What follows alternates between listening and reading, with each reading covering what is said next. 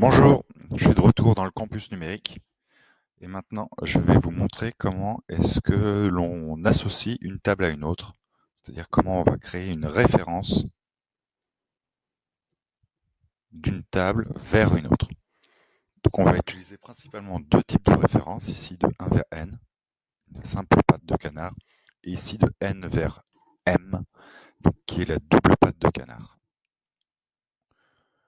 Alors comment est-ce qu'on crée ce lien? Je clique ici, on va s'enfoncer là. Et je vais cliquer successivement sur deux tables. La première, c'est celle qui va avoir le côté patte de canard vers elle. Et l'autre, le simple lien. Donc, je clique une première fois là, je clique une deuxième fois ici. Qu'est-ce qu'on voit ici donc qui est apparu? Une patte de canard, comme je l'indiquais tout de suite, de ce côté-là, et un simple trait avec une sorte de égal à l'envers de l'autre côté. Donc si je survole ici, on voit bien en surbrillance les liens. Donc qu'est-ce que ça signifie? Ça signifie que chaque voiture connaît la personne qui lui est rattachée. Il y a un peu d'explication sur les traits ici. Donc, vous voyez ici, il y a un trait, une patte de canard, un trait, un trait. Donc, côté intérieur de la relation, à chaque fois, c'est le minima, minima et maxima. Donc qu'est-ce que ça signifie? Ça se lit comme ça.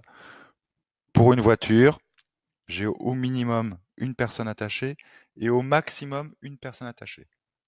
Donc, chaque voiture connaît une et une seule personne. Et pour chaque personne ici, qu'est-ce que j'ai voulu indiquer? C'est la valeur par défaut. Je dis que chaque personne possède au minima une voiture et au maxima n voitures. Donc ici, c'est du 1 pour n. Je ne suis pas très satisfait de cette relation.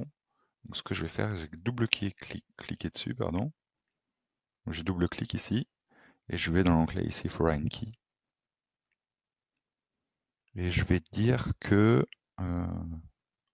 de ce côté-là, c'est pas obligatoire. Donc je clique là. Visuellement, ça se voit pas, mais je reclique ici.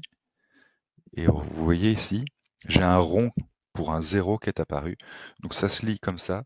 Pour une personne, j'ai de 0 à n voitures associées. C'est-à-dire qu'on a le droit de créer une personne dans la base de données, même si elle n'a pas de voiture. Alors, continuons.